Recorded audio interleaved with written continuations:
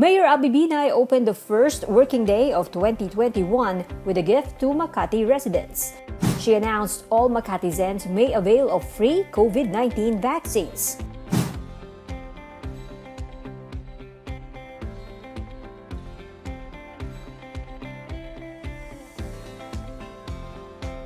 The local government of Makati has set aside 1 billion pesos to purchase the vaccines.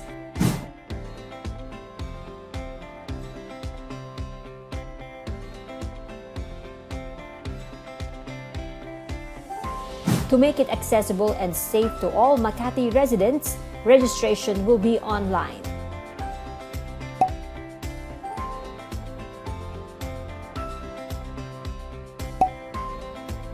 The Lady Mayor said Makati City will also assist companies and businesses who wish to purchase vaccines for their employees.